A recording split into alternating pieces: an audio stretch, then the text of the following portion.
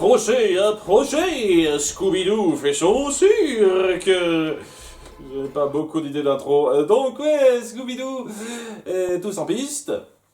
Un film donc centré sur le milieu du cirque, qui est un délire qui va essayer de jouer un petit peu sur le concept de loup-garou, mais pas de la meilleure façon qui soit, je trouve. En soi, un film qui a à la fois des qualités sympathiques et des défauts vraiment gros en fait. Ce qui fait que ça se compense un petit peu dans un sens et que ça en devient un peu moyen. Ce qui est dommage parce que je pense que ça aurait pu faire quelque chose de mieux réussi. Déjà, si ça n'avait pas une fois de plus, cette obligation de faire du 1h15, quoi. C'est un long métrage, donc on doit faire de ça un film qui se vend. Et ouais, à cause de ça, il y a des longueurs, hein. Il y a pas mal de moments qui s'allongent un peu inutilement, et de moments d'écriture qui sont vraiment discutables en ce qui me concerne. Mais avant de venir un petit peu donc sur le récit en lui-même, j'aurais parlé un tout petit peu du style qui, apparemment, va alterner, hein, parce que là on revient au style un peu plus habituel de ces derniers films, contrairement aux films précédents, où vraiment le trait est un peu plus appuyé, et vraiment c'est le style des films qu'on a eu avant. Donc, ça va donc passer de l'un à l'autre, semble-t-il. Étant donné qu'ils doivent produire 2 ou 3 films par an, ça peut être compréhensible qu'ils gèrent le projet sur 2 équipes qui ont des styles un peu différents. Ce serait pas étonnant. Et ouais, puisqu'on parle de style-là, il y a un truc que j'ai bien aimé, c'est l'intro, une fois de plus, qui essaye d'être créatif, qui essaye de jouer sur le concept du cirque, avec la bonne musique qui va avec, et des illustrations un peu différentes, histoire d'appuyer que bon, c'est un petit peu à part. Et j'apprécie quand un film Scooby-Doo fait ça. C'est dommage qu'on le fasse pas plus souvent. Mais le cas échéant, c'était un bon point. Donc voilà, visuellement, ça revient au truc qui me plaise bien. Et en termes de récit, ben, on va voir ça sans trop tarder. C'est parti. Donc, ça commence sur le monstre du film principal, c'est-à-dire le loup-garou. Il y a un loup-garou assez moche en termes de design, je trouve qu'il casse pas la baraque, et qui attaque une bijouterie de nuit pour piquer un collier un peu particulier, une pierre précieuse un petit peu particulière, qui s'attaque au gardien en l'assommant et qui essaye de lui faire quelque chose en s'approchant de lui, c'est-à-dire que il donne l'impression de voir le renifler, peut-être le mordre, et c'est l'impression qu'on essaie de nous donner, ah peut-être que c'est un vrai loup-garou, vous voyez, alors qu'en fait non, ça va pas être un vrai loup-garou, donc je comprends pas pourquoi il fait ça en fait, à part pour perdre le spectateur, ce genre de petite mise en scène une fois de plus, et ouais, alors qu'il s'enfuit et qu'il y a des policiers qui sont juste à côté, il y a le niveau d'écriture de blague énormissime qui se ressent direct. Oh, on aurait dit ta mère. Ah, t'es pas drôle. Vous êtes hilarants les gars, je faisais le même genre de blague quand j'avais 8 ans. Donc, ceci étant passé, ça va appuyer une partie des soucis d'écriture que j'ai avec ce film. Et autant en parler maintenant, comme ça, ce sera fait, hein, ça me fera un petit truc de montage en plus, mais c'est pas grave. C'est-à-dire qu'il y a un niveau d'écriture assez inégal dans les blagues. Je dis pas que c'est jamais drôle, mais il y a beaucoup de moments où ça tombe à plat et où ça joue sur des trucs très gamins. Et malheureusement, ça arrive un peu trop régulièrement dans l'écriture humoristique de ce film, c'est que ça tombe assez bas, notamment en rendant les personnages très cons, nos personnages centraux. Et à un moment donné, Fred ne sait pas qu'il y a 7 continents sur le globe terrestre. Les plus grands artistes des 10 continents. Bon, c'est nouveau, ça, je croyais qu'il y en avait 7. Et il y a un autre moment où Sammy croit que la Suède et l'Australie n'existent pas. C'est à nous inventer ça, la Suède. C'est comme le pays des fées ou l'Australie. Les kangourous aussi, vous croyez peut-être que ça existe? Ouais, c'est pas fameux, hein. Niveau l'écriture comme ça, c'est pas génial, surtout quand de temps en temps on fait durer certaines blagues et à un moment donné, il y a nos personnages qui tombent sur des babouins assez tôt dans le film et qui s'amusent de les singer, tout ça, ça devrait se faire vite, mais on fait durer ça une bonne grosse quarantaine de secondes, voire plus, quoi, et faites-en moins, quoi, c'est une blague rapide, en faites pas des caisses.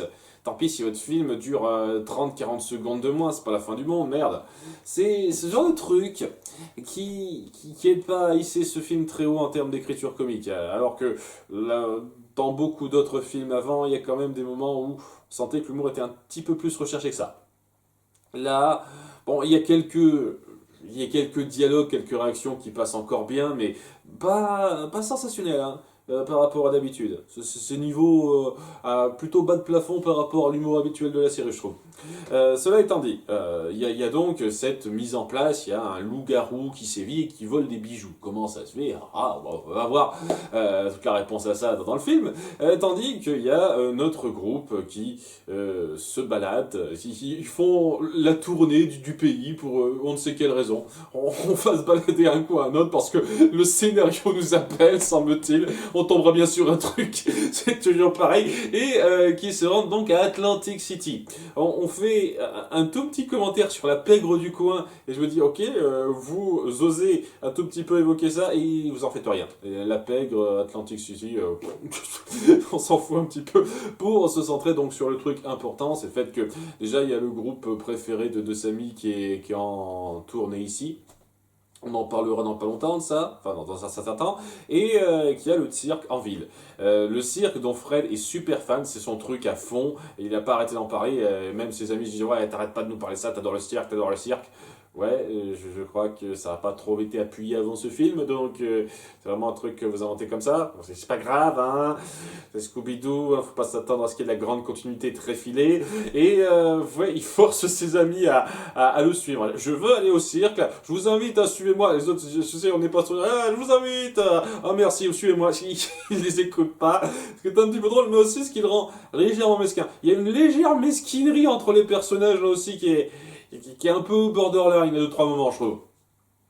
Fred et sa considération envers Sammy, le fait que Sammy, par sa connerie, énerve un petit peu ses amis, je trouve ça, de temps en temps, un poil too much. Pas extraordinairement affreux, mais c'est des petites touches comme ça qui n'aident pas, surtout par rapport à la sous-intrigue la plus notable de cette série. Ça va un petit peu se combiner à ça. Il y a moyen de mettre en place une situation où nos personnages sont un petit peu mesquins envers eux-mêmes, mais il faut le justifier par quelque chose de plus poussé que ce qu'on fait, quoi. Et ouais, ils se disent, tiens, on va visiter le cirque. Il y a personne, il fait nuit, il y a personne, et il y a Fred qui se dit quand même, on entre quand même et on va voir. Ok, pas de souci, mon gars, entrons par effraction. Il tombe sur un gars qui est un peu mystérieux parce qu'il est en ombre dans un éclairage qui n'a absolument aucune putain de logique, mais bon, c'est pour le mystère, alors qu'en fait, bon, c'est juste un gars, mais on croit que c'est quelque chose de plus au début pour le suspense. Et lorsqu'on fera la même chose avec le loup-garou plus tard qui s'attaquera à Sammy et Scooby, et ben voilà, ils diront ah c'est une ombre, même si elle n'a pas du tout la même forme et beaucoup plus imposante. Oui, oui, bien sûr. Bien sûr.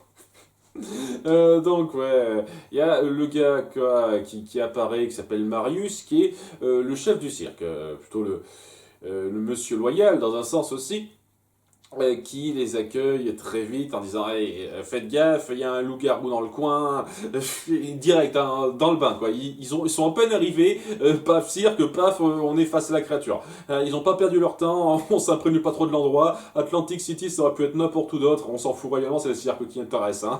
Et donc, ouais, il y a le loup-garou qui apparaît, on fuit un petit peu. Il est tellement con, Marius, qui croit que de l'ail peut faire peur au loup-garou. Et c'est pas très logique pour moi, parce que c'est pas la première fois, quoi. Les loups-garous sont apparus à plusieurs reprises durant leur tournée, on en parlera dans pas longtemps, ça. Enfin bref, il finit par avoir peur suite à une lumière qui apparaît devant lui. Et la question que je pose par rapport à ça, c'est une fois de plus, lorsqu'on sait ce qu'il en est pour ce loup-garou, pourquoi? Mais pourquoi il se pointe ici en attaquant, en étant belliqueux avec tout le monde, alors que bah, la personne derrière ce costume de loup-garou, elle pourrait juste arrêter, quoi, elle se cache et on s'en fout, quoi. C'est quoi le truc?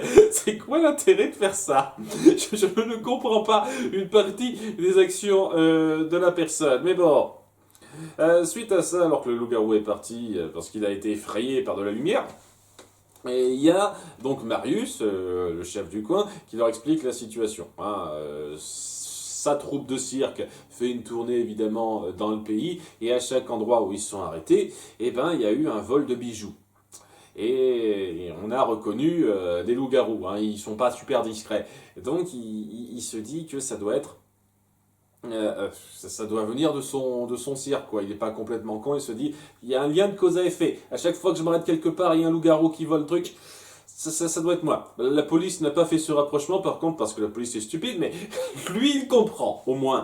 Et donc, il y a évidemment Fred et compagnie, hein, sauf Sammy et Scooby, qui sont un peu plus peureux, qui se disent, ah, on va vous aider à faire ça, on est habitués, et puis tant qu'à faire, pour s'infiltrer, on va même essayer de jouer les artistes de cirque pour vous aider, pour ne rien laisser paraître.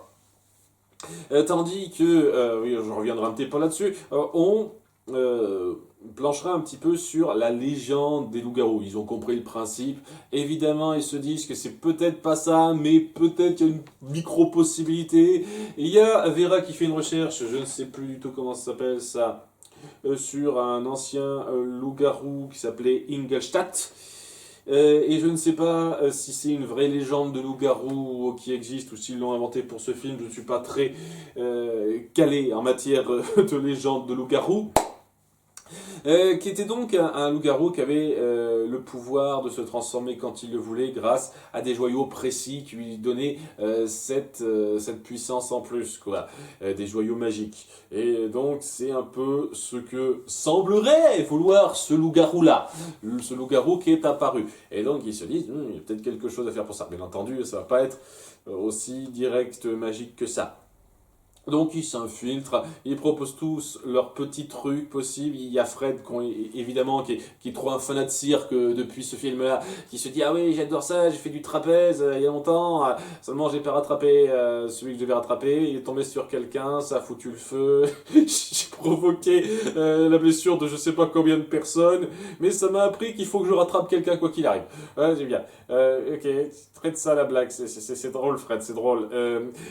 Donc ouais, Marius se dit non, on va t'allouer un rôle assez simple, hein, tu vas juste vérifier les filets, hein, ça sera bon. Il y a Daphné qui est super douée en moto et qui connaît un numéro tout près où elle passe sur une rampe, elle tourne dans une boule, il s'est déjà préparé ça au passage, quoi. Elle a eu le temps de préparer tout ça pour présenter son numéro, ok, super douée, hein, d'autant plus que ouais, il y avait rien, il n'avait pas d'artiste dans son cirque qui correspondait à ce genre de truc, quoi. Donc il avait ça dans le coin au cas où c'est elle qui transporte ça dans la Mystery Machine, je sais pas trop. ça c'est gros quand on y pense, mais bon, voilà, j'apprécie le fait qu'on reprenne un tout petit peu cette continuité-là, parce que ça a été appuyé à 2-3 reprises avant que la moto c'est son dada à elle.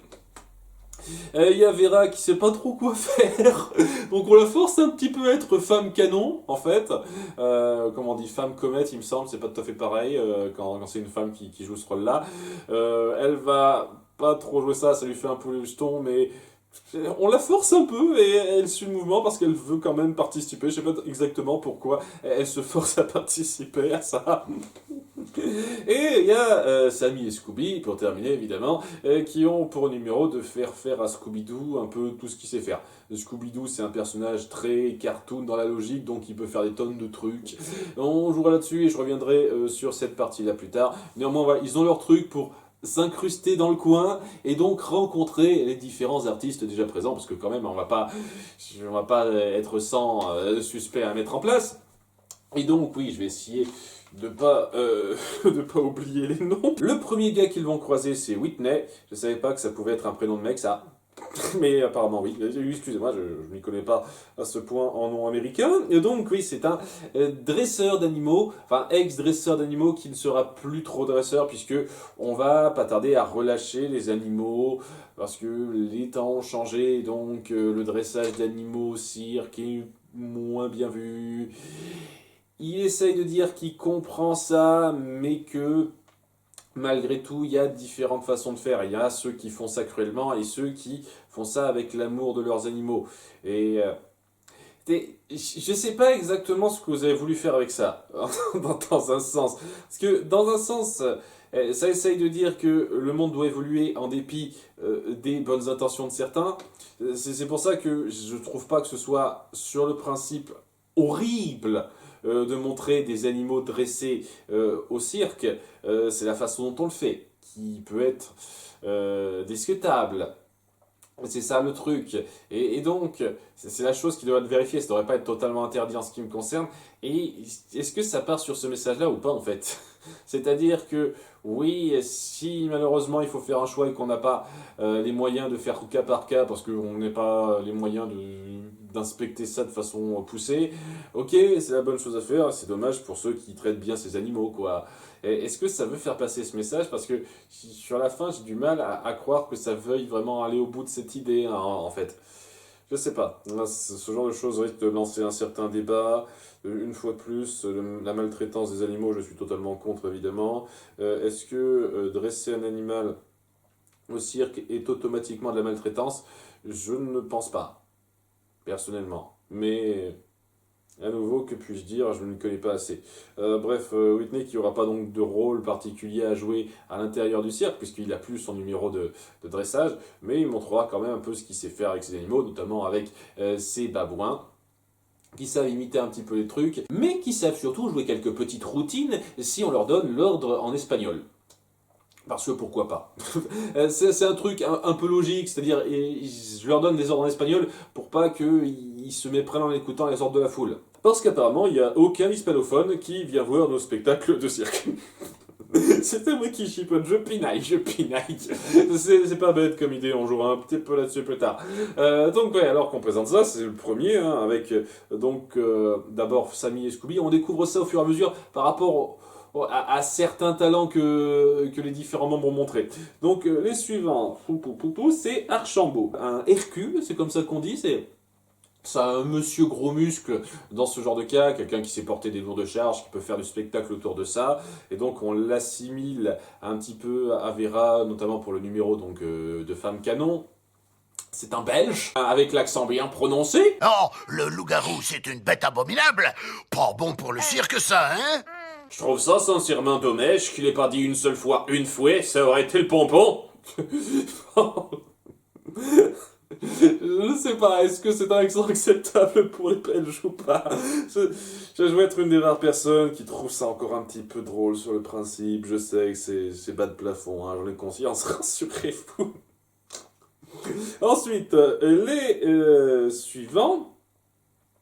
C'est Oliverio et Lena, deux trapézistes qui ont la particularité d'être un couple un peu instable. Genre, Lena semble être en couple avec lui et l'accepter, mais elle a tendance à draguer un petit peu tout ce qui est beau mec à proximité. Étant donné que Fred tombe un peu dans cette catégorie-là, il y a ce moment où on dit fais gaffe, essaye de pas trop la regarder, sinon il devient jaloux, mais essaye de la regarder un petit peu quand même, parce que sinon elle voudra te draguer. Et donc il a du mal, et c'est un petit peu le délire, quoi, avec Oliverio qui sera jaloux et qui enverra des pics. C'est une petite routine globale qui pas sensationnelle dans le film, même si vous auriez pu faire pire.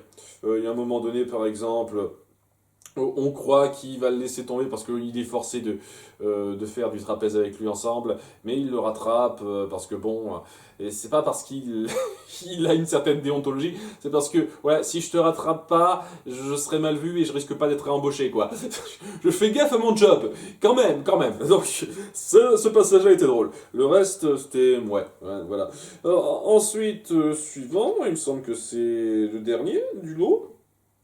C'est les clowns avec Cisco, un clown très typique qui parle pas et qui s'exprime seulement en faisant poète avec son petit instrument là, et c'est censé être une sorte de langage collé que tout le monde comprend en fait. Il fait un truc du genre poète. Quoi là si? Mon père est bloqué à 3 km dans la montagne? Ce genre de truc. C'est marrant, c'est assez marrant. Et un autre qui est du genre acteur studio, quelqu'un qui a étudié le théâtre, la comédie à un niveau un peu plus artistique et qui trouve que c'est indigne de lui, mais qui reste quand même dans ce corps de métier pour une raison qui m'échappe.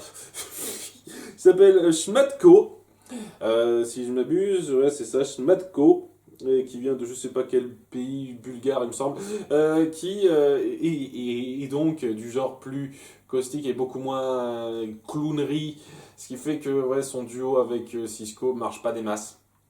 Donc ouais, c'est Daphné qui les rencontre cela, ce qui est pas très logique, parce que son numéro de moto, pas grand chose à voir avec ça, mais ça va essayer de mettre en place quelque chose, quoi. Enfin bref, voilà, le gars montre qu'il est un petit peu désabusé par sa position, il dit ah mon dieu c'est vraiment un truc bas de gamme, tout ça, et juste après cette histoire là, après donc c'est cette présentation de différents personnages, on le voit sortir un petit peu par lui-même et se faire attaquer par le loup-garou du cirque qui lui fait quelque chose, on ne voit pas très bien, et la scène plus tard, la scène d'après, il y a Sammy et Scooby et qui sortent pour manger, ah bah là c'est incroyable, et qui tombent alors par pur hasard sur le loup-garou. Le loup-garou parce que sur leur chemin il y a la bijouterie du coin qui a un autre bijou qui correspond donc semble-t-il au bijou de Ingolstadt. Ingolstadt du bouquin hein, qui connaissent quoi, et qui donc, c'est ce qui passe par là. Donc, ils ont peur, ils fuient, ils pensent à être débarrassés, mais il y en a un autre qui apparaît, il dit, oh, il est rapide, et le truc avec ça, c'est que bon, très vite, il y a Fred, Daphné et Vera qui passent, je sais pas pourquoi, il y a la Mystery Machine qui passe juste à côté, ça se tombe bien aussi, et ouais, il voit qu'il y en a deux, en fait, et que le second porte les vêtements de... Schmatko, je suis désolé, je vais pas retenir le nom facilement comme ça. Hein. Donc ouais, ça donne l'impression qu'il a été transformé en loup-garou parce qu'il a été mordu. Et ouais, hein, donc il fuit ça, il y a un moment pas fameux de course-poursuite qui se termine un peu en queue de poisson, qui va nulle part. Comme beaucoup de ces courses-poursuites, j'ai envie de dire, à un certain degré. Pour appuyer davantage le mystère. Et donc à cause de ça, oui, il manque un clown pour la représentation et on va faire en sorte que Daphné le remplace. Donc en plus d'avoir son numéro de super moto Destroy, roue, tout ça, et ben en plus de ça, elle va jouer le clown. Dans un numéro qui est plutôt fun en fait. J'avoue que ce qu'ils mettent en place au début c'était pas fameux. Et je voyais le public se marrer alors que c'est juste du slapstick basique, mais au bout d'un moment, la routine a pris. Et c'était sincèrement drôle quoi. Et puis bon voilà, c'est la première représentation, donc il y a plusieurs cas qui se passent. Un numéro débile avec Archambault qui n'était pas... Hein. Le passage avec Sammy et Scooby qui est un petit peu important, dont je parlerai dans pas longtemps. Et un autre, ouais, le trapèze rapidement, où on montre donc la jalousie de... Je ne sais plus son nom, Oliverio, c'est ça. La jalousie d'Oliverio envers Fred, parce que rapidement elle n'a le drague. Ce genre de truc. Tout ça pour amener donc au moment où Vera doge la femme canon et où c'est stoppé par l'apparition des deux autres loups-garous. Pour je ne sais quelle raison, en fait, je comprends pas pourquoi ils attaquent en fait. Non mais sérieusement, ça sert à quoi d'attaquer en fait si c'est deux loups-garous? Je piche pas le délire en fait. Alors déjà, une fois lorsqu'ils apparaissent et qu'on voit la quasi-totalité des membres du cirque présents, ça laisse plus des masses de candidats possibles. Surtout, oui, ça correspond pas du tout à leur plan, comme on le verra plus tard. Donc, je ne pige tellement pas pourquoi ça le fait, en fait. Ces attaques n'ont aucun sens pour la moitié d'entre elles, je pige vraiment pas. Mais bon, voilà, ils attaquent, hein, évidemment, ce sera majoritairement Sammy et Scooby qui leur échapperont à moto, il ne saura pas bien se débrouiller. Fred et Marius prépareront un piège. Le public entier croit que c'est un numéro, parce que bien entendu qu'ils vont croire ça. Et une fois qu'ils ont réussi à les avoir défilés, les deux loups-garous, ils disparaissent. On n'a absolument aucune idée de comment. Vraiment, c'est pas la moindre foutue idée, quoi. Ils sont en dessous du filet, ils sont arrêtés, et paf, lorsqu'on voit ce qu'il y a en dessous, il n'y a plus rien. Pourquoi?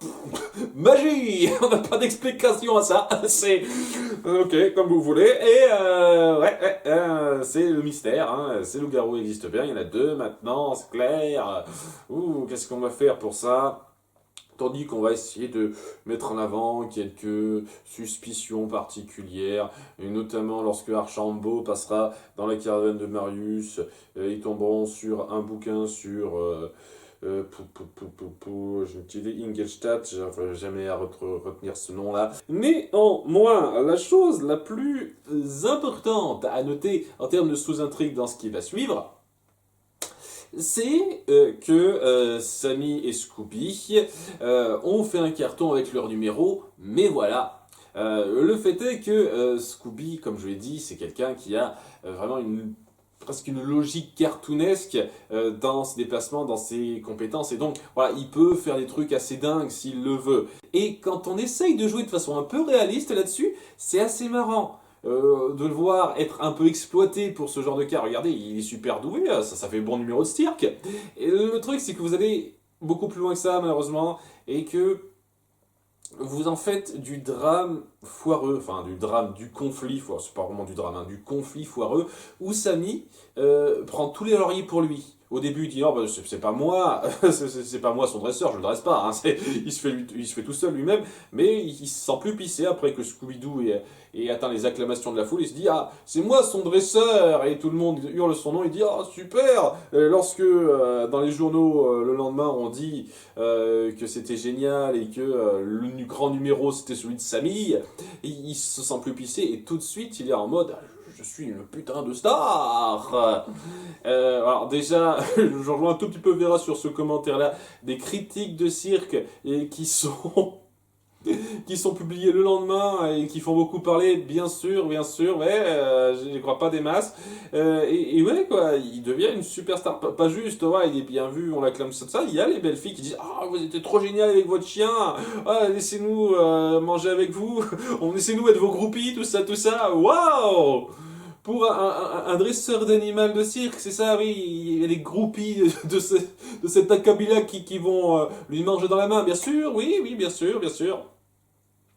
Très logique. Et donc, oui, ça met en place ce conflit qui prend genre un quart d'heure de film, où Sammy se comporte en connard de façon gratuite et très rapide, hein. C'est-à-dire très vite, il voit la gloire lui tomber dessus, il dit ah, j'en ai plus rien à foutre. Oui, c'est mon chien, c'est moi le dresseur, occupez-vous de moi, prends ton os, tout ça presque. Hein. Le conflit est ultra grossier et c'est la partie qui m'a le plus gêné de ce film, c'est-à-dire que ouais, ça sert à rien. Ça sert absolument à rien de faire ça, ça ne joue absolument à rien dans le déroulé de l'intrigue. Hein.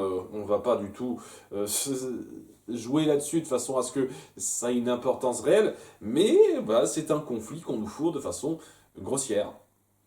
Et qu'on étale un petit peu, hein, vraiment, dans des scènes qui ne servent à rien. Notamment, il y a un passage très con où Sammy rêve de son nouveau statut alors qu'il est entouré de belles filles qui lui apportent des sandwichs et qui s'imagine donc Scooby-Doo comme sa marionnette, un peu plus gaguesque que d'habitude, qui fait tout ce qu'il dit, seulement il finit par être mordu par un loup-garou, mais étant donné que ce n'est pas un humain à la base, son côté garou le transforme en humain. Ce qui donne cette version chelou de Scooby-Doo en humain, ce qui pourrait donner, ce qui, d'un point de vue d'un point de vue conceptuel, peut être intéressant à voir rapidement comment les créateurs s'imagineraient Scooby-Doo si c'était un être humain. J'avoue que je peux leur allouer ça, mais en dehors de ça, c'est de la perte de temps, quoi. C'est de la perte de temps. Ça va s'engueuler. Scooby-Doo sera énervé contre lui. Il l'appâtera avec des Scooby-Scuits à fond. Mais il lui en voudra toujours. Et à la fin, ils se discuteront un petit peu, mais finiront par se mettre d'accord pour être potes, quoi qu'il arrive. Ça,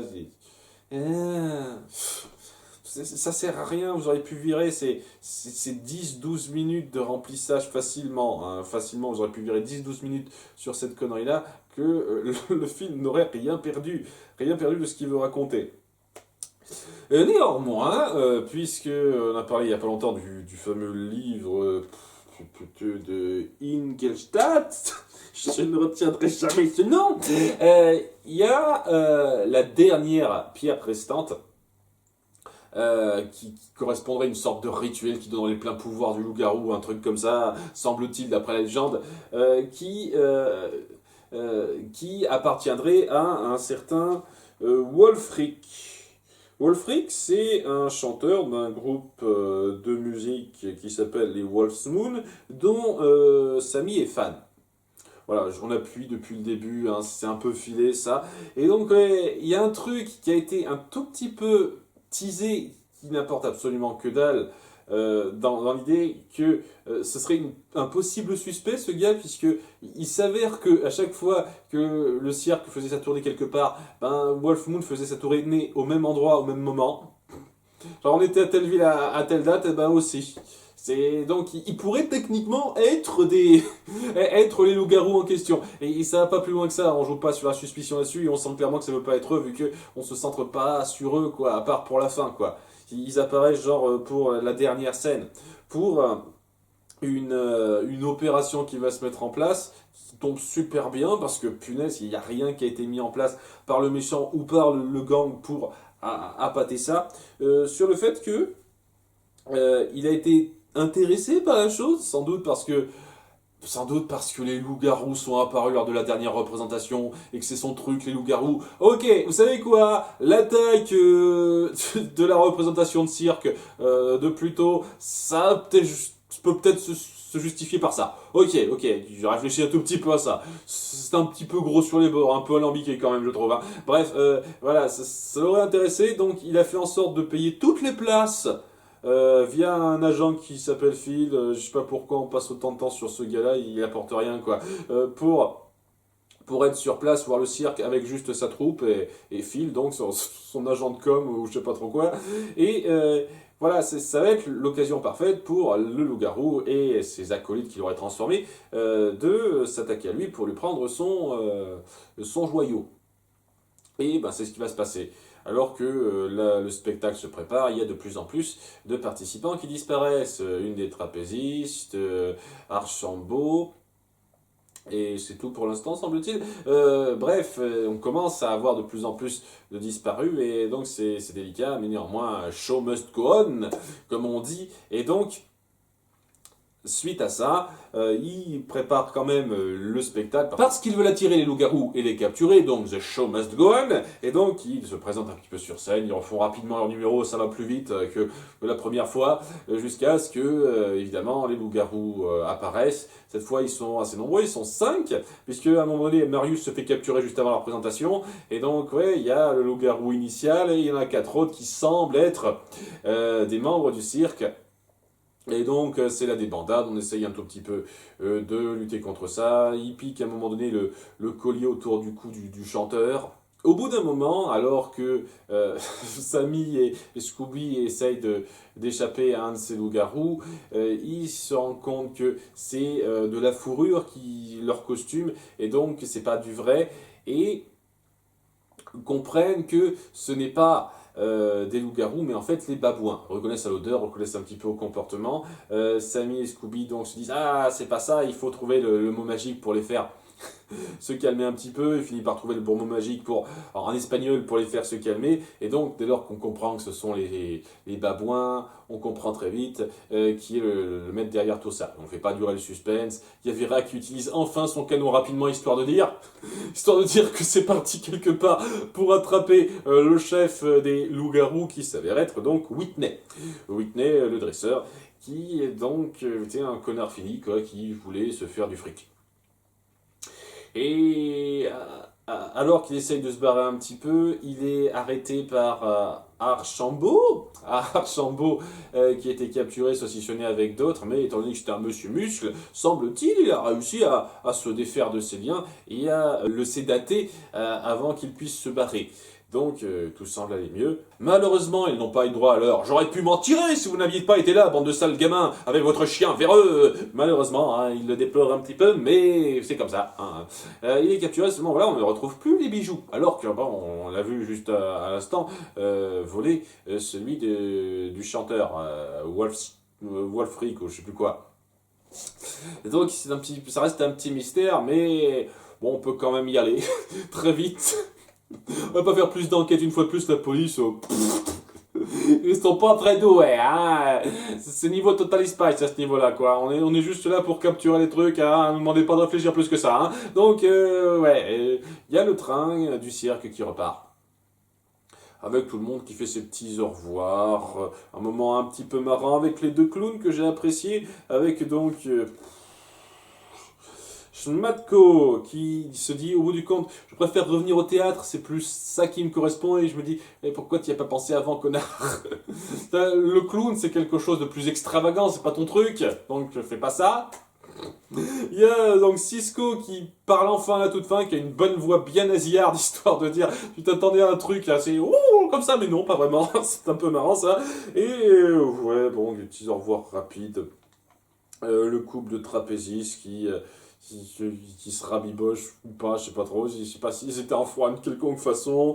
Archambault qui dit alors j'espère que vous retrouverez ce cristal noir, parce qu'il doit valoir cher, tout ça.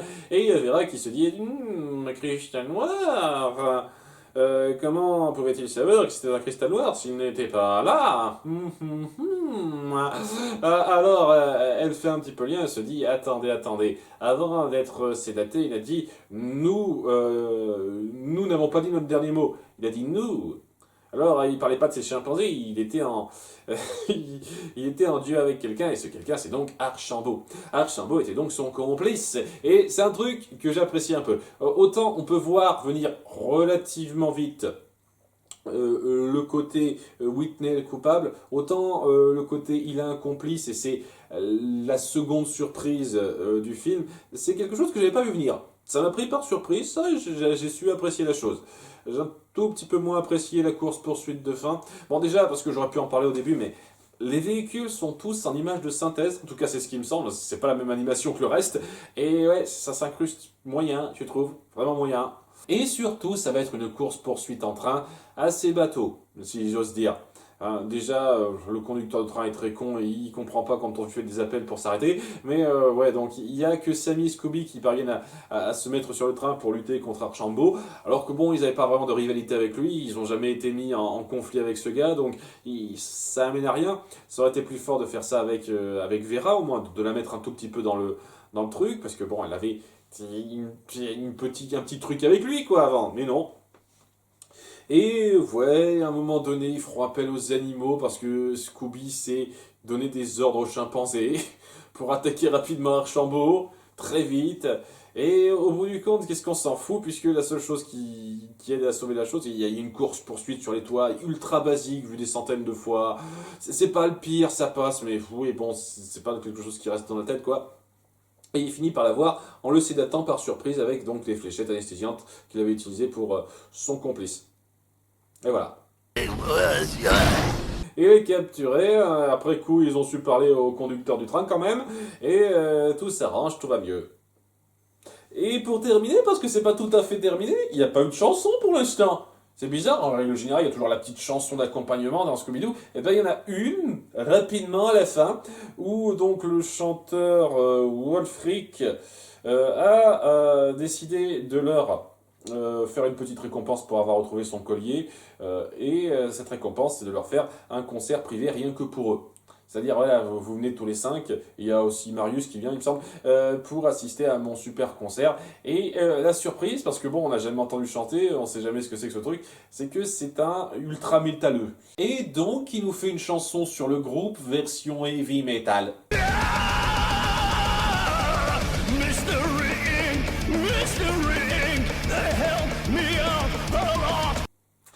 Pas fan, personnellement pas fan, désolé. À un certain degré, j'ai un peu de mal, quoi, quand ça va trop loin dans le métal comme ça, c'est un petit peu too much pour moi, mais chacun ses goûts. Donc, ouais, c'est sur ça que ça se termine, et...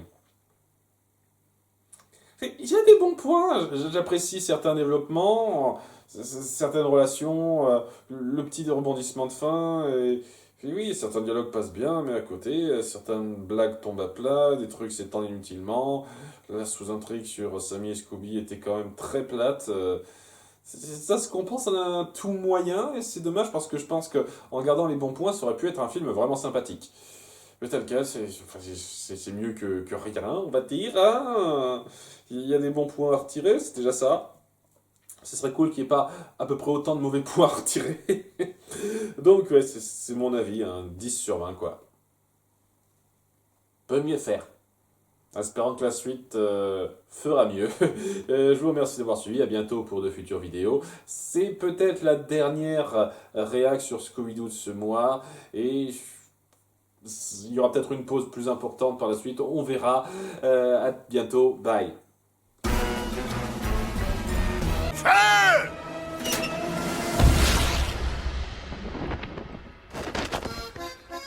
Désolée, j'étais un peu crispée.